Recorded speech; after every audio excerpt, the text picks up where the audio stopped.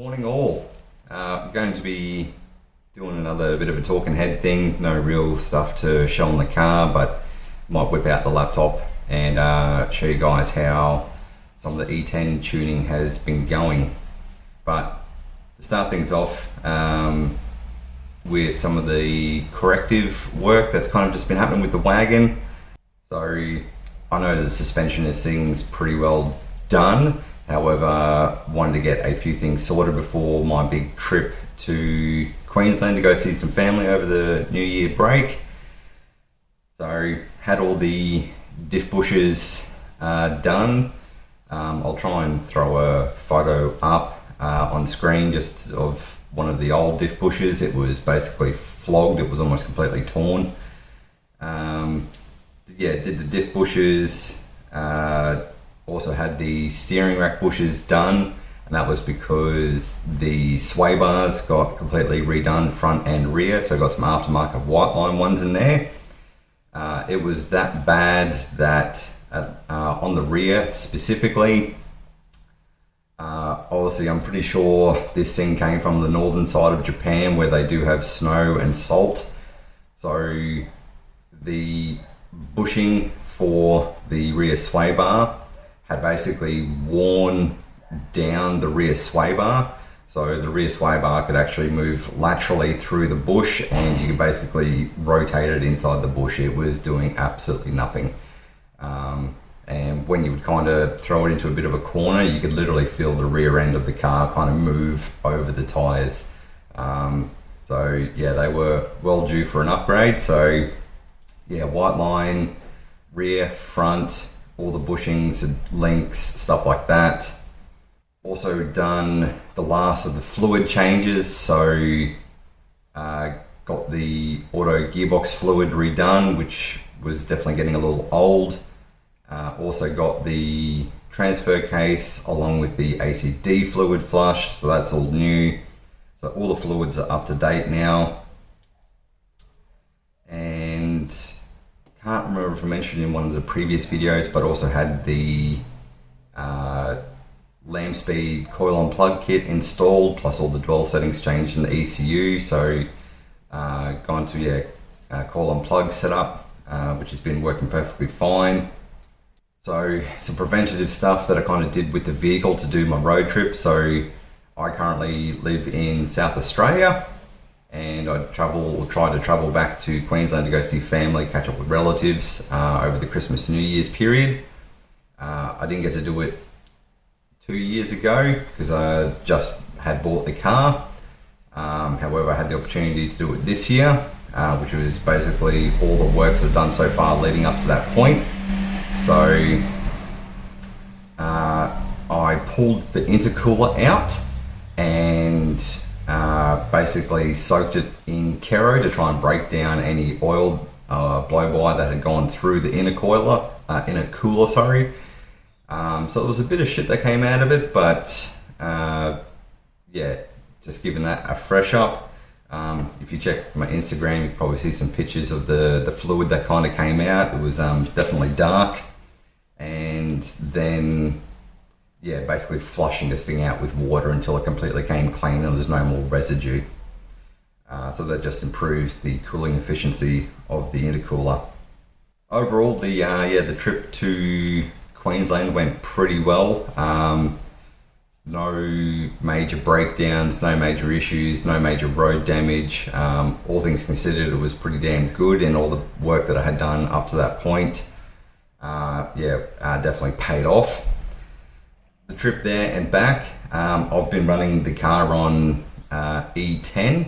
So for those outside of Australia or not aware, our E10 fuel here in Australia is a base 91 RON fuel, which is the super cheap fuel here in Australia, and it's mixed with up to 10% ethanol, and that is a 0 to 10% range.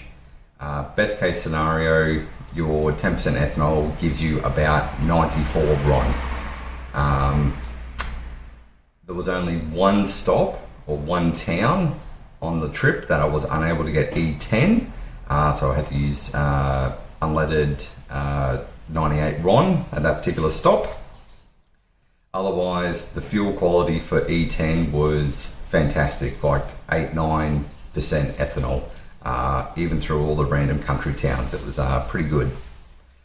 So good consistency. Got back from Queensland about a week or so ago, week and a half. There was a massive heat wave that came through kind of the southern part of Australia, where we got 40 degrees Celsius days and over. So the last day of my trip back here to SA, I drove through central Australia, or central New South Wales, into South Australia during that heat. It was freaking hot. So there's a country town called Hay in New South Wales.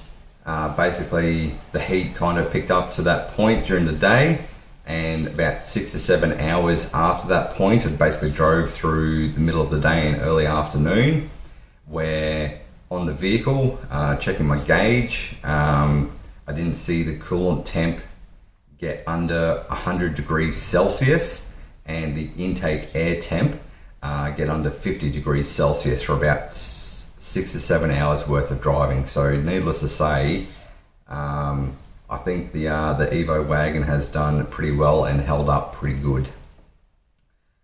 That's not to say that there haven't been some gremlins appear after the fact. Nothing stopping the vehicle from driving by any stretch. I did notice after I had done the drive to Queensland, so kind of the first leg of my journey, getting a very minor, what sounds to be a belt squeak on the ancillary belt. I think just the tensioner is starting to go, because it still looks like the original unit from 2006. So it only does it after you've been driving for a while and got a little bit of heat into everything. So I think, and at very low RPM, low speed. So I think the tension is just a little bit worn, and the belt is just slipping a little bit on something, because it sounds like a rubber squeal, almost like rubber tires on like a polished concrete. That's kind of the sound that's giving. So I bought a new, I think it's called an alternator tensioner, but the auto tensioner for the ancillary belt. Bought another ancillary serpentine belt, even though this one was done, I think it was about 30,000 K ago, but since we're there, and a new idler. So get most of those changed out. I kind of thought after the fact that potentially probably should do the water pump pulley as well, but yeah, I'll see how that goes. But that's all planned for the 200,000 K service that is coming up for this. We're at about 198,000, so a few weeks time, get all that stuff replaced. The other thing that I found whilst just crawling under the vehicle, doing an oil change after the trip, the output on the transfer case to the driver's side drive shaft was starting to weep a little bit. Wouldn't call it anything excessive, but she definitely looked a little soggy. I'm not sure if that was a combination of potentially the recent heat driving back, either air expanding in the transfer case, the fluid getting too hot and getting too thin, and just pushing past the seal. Because at the moment I gave everything a clean. It has got a residue left there, but it doesn't look to be any new wet spots in and around the seal or the drive shaft. So keeping an eye on that, but it looks like that's something there is on its way out. But other than that, car was absolutely perfect. Yeah, fantastic drive. The stock ride height definitely came in handy, because there's a lot of rough roads in between here in Queensland and back again. And a lot of potholes and other bits and pieces, but the plan is to lower the vehicle, but I don't think I'm going to blow it an excessive amount, because I still need some level of ride height. But yeah, overall, no new clunking, no new noises. Everything is as it was, which is absolutely fantastic. So yeah, the 200,000k service. Going to be doing a fresh lot of coolant. Got to do another oil change on it. Yeah, do the tension, the idler, the ancillary belt. Yeah, and that'll be it for the 200,000k service in a couple of weeks. Yeah, flex fuel. So there's a few good videos online explaining low ethanol content fuel. I think there is some hangover from when it was first introduced, just with being a shit fuel and people not knowing how to use it correctly. The additive packages for the low ethanol content fuel has significantly improved over the past few years and hasn't really been looked to as a good fuel for daily use, and certainly looked as a cheap shit fuel. I can certainly say that I've had no issues with it over the last few months. Some of the benefits that I've had so far, actually I'll step back a little bit. So obviously from Japan, these things are usually tuned on like 100 octane fuel.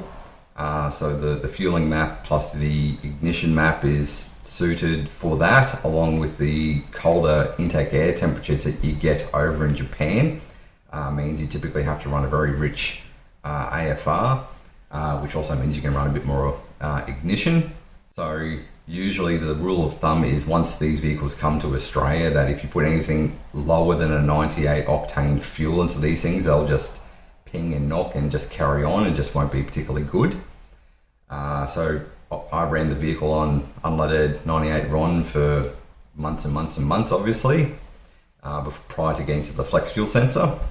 Got all the flex fuel sensor installed, looked into how to set up all the ethanol stuff on the Haltech.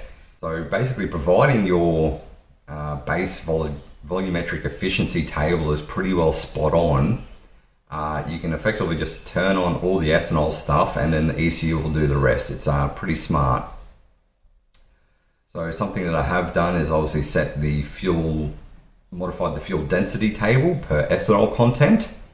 So you have a 0% ethanol rating for unleaded 98, a 1% ethanol fuel density, then 10, and then it kind of steps up into the actual big dog ethanol contents.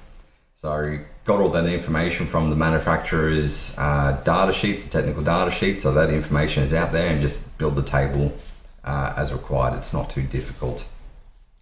So that tells the ECU how much fuel mass you need to put in for your applicable air mass.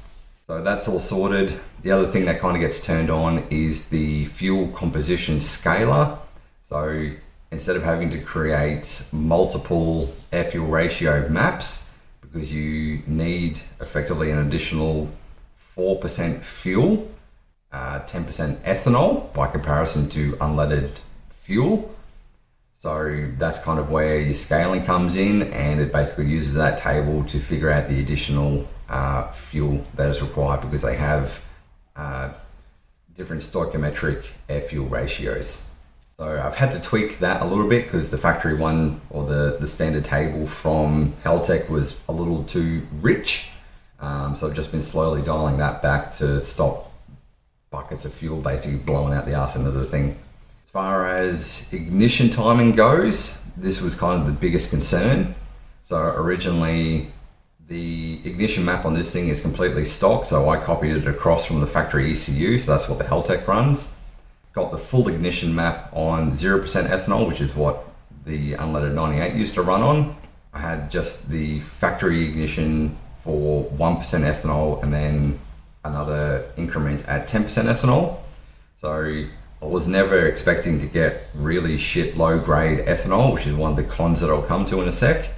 But I have found with all my testing so far that I've been slowly dialing back where to bring in maximum ignition.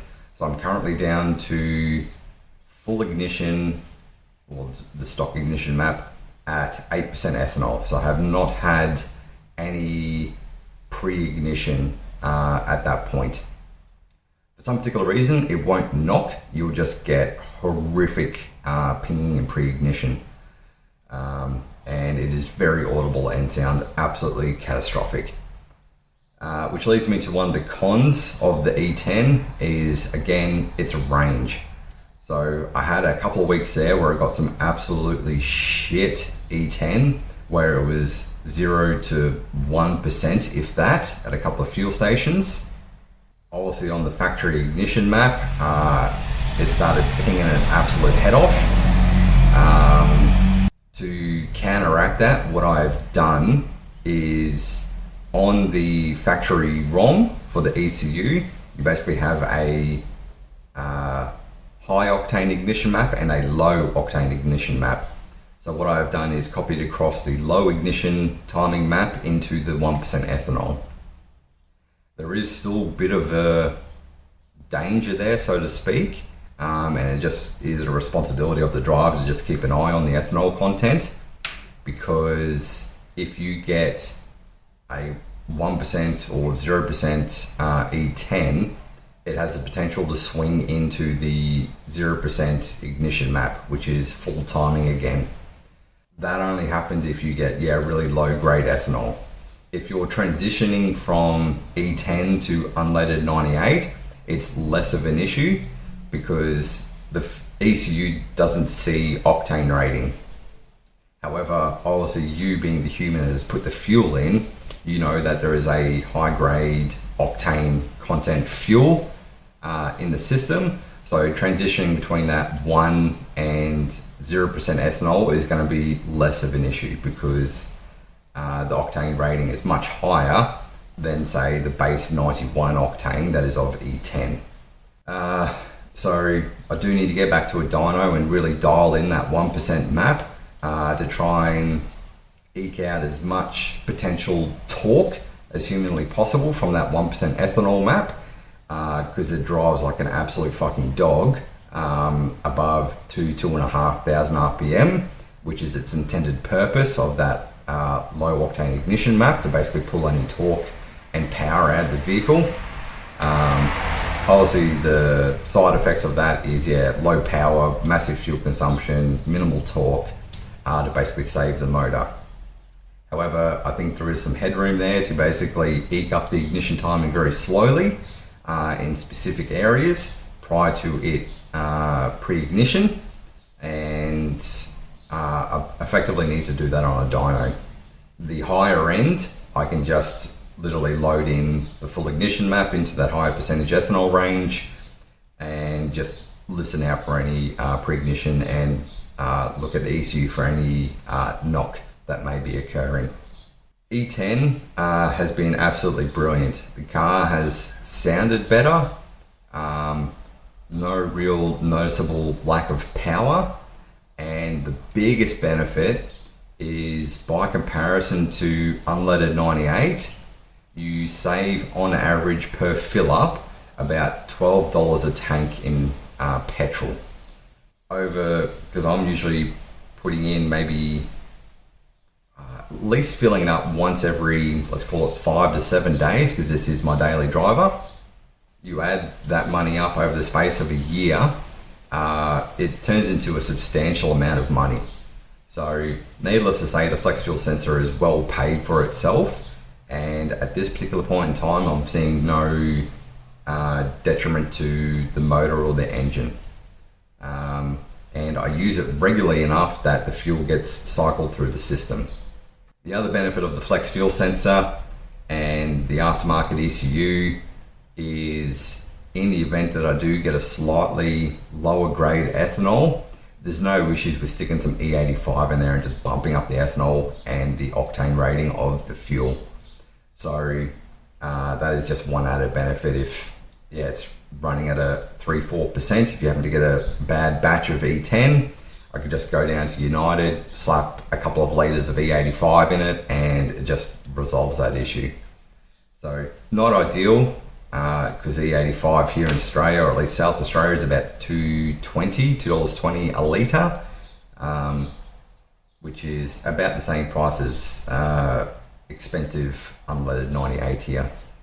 As far as consumption and distance, depending where and how I'm driving the vehicle, I've had instances of it doing better mileage than unleaded 98 a handful of times, and just regular driving, I'm maybe seeing a 10 to 20k reduction in overall distance. So I usually fill up once the fuel light comes on, pending timing and my location to a fuel station, which is about 48 litres in this thing.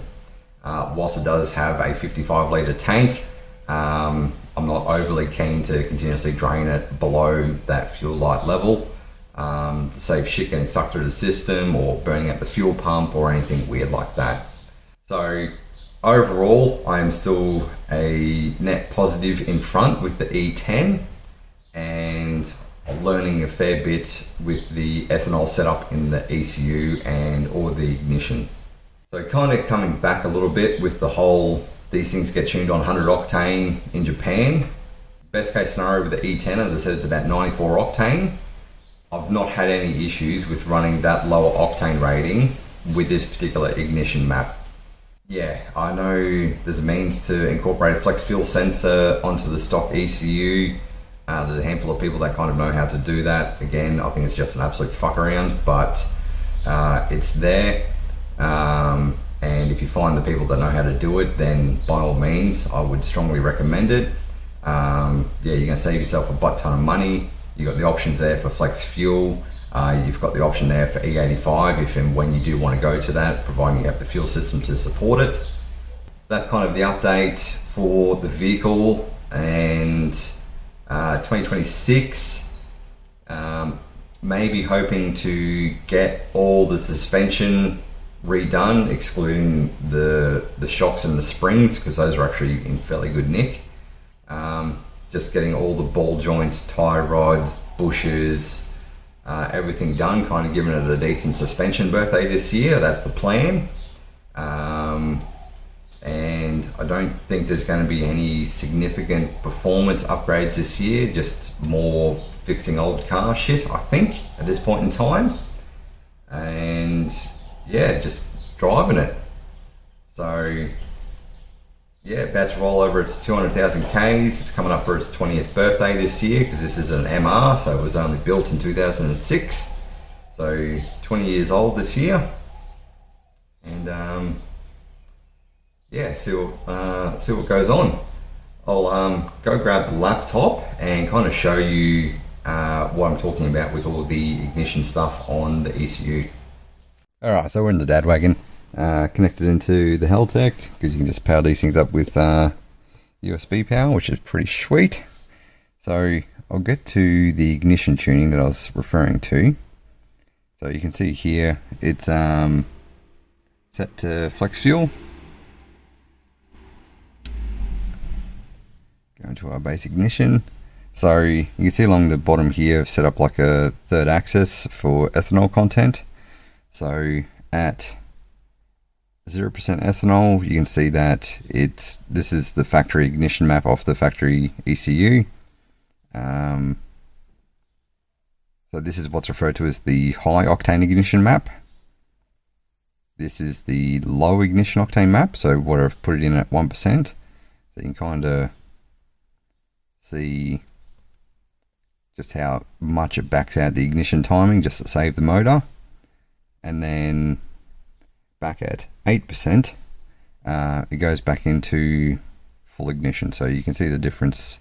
Well, there is no difference, but you can see the comparison that back at 8%, it goes back into full ignition.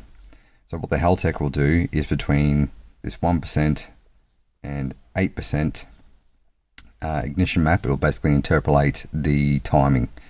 So what I've been able to do is lower this from 10% to 8% without any issues to date. And what I would like to do hopefully this year, if I get the money for the dyno, is basically start slowly increasing or advancing the ignition timing to get maximum efficiency out of the 1% map. So that's kind of how that works. So a few other things. If we go to fuel tuning, go to primary fuel density.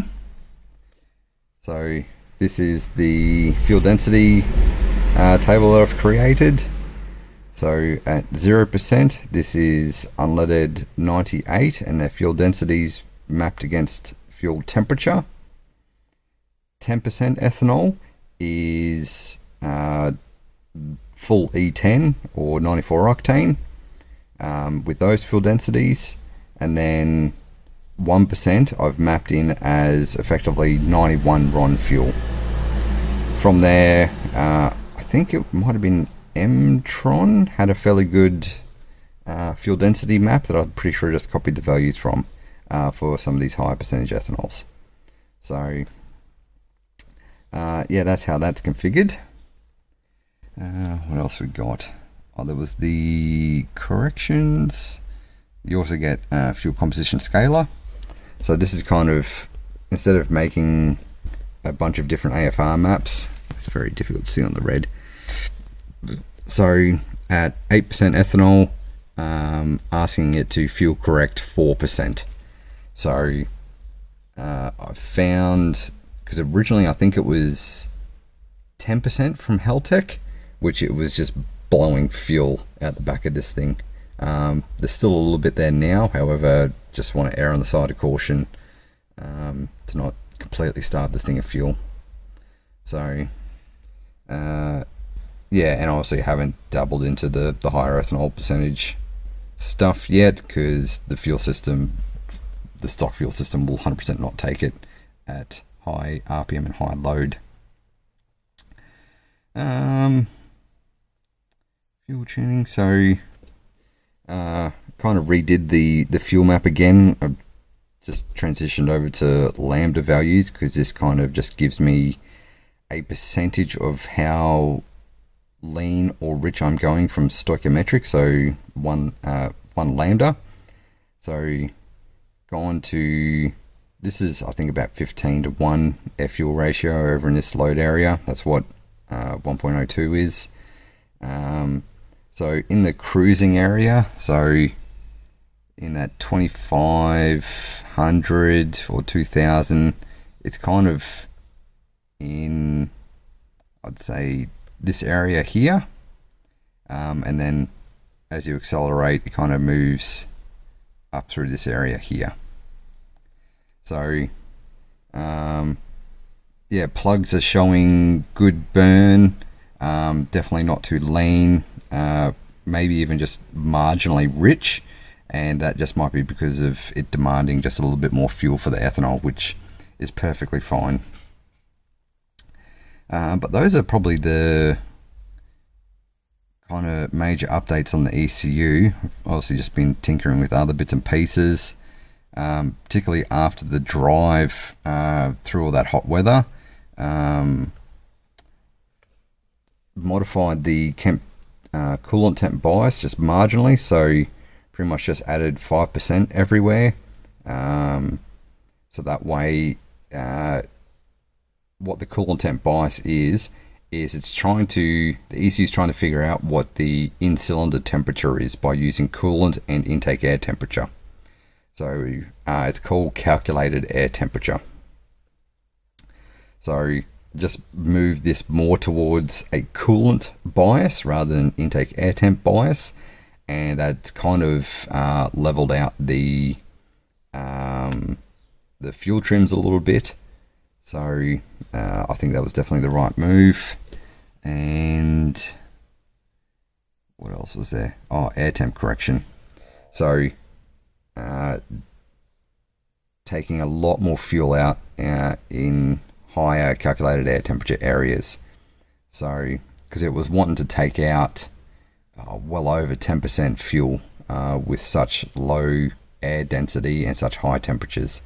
So the car runs like shit, obviously. There's not much you can do about it because it's environmental conditions. But just, yeah, again, just so it's trying not to exceed the trim levels. But overall, it's yeah, learning things. How are the fuel trims doing at the moment, actually?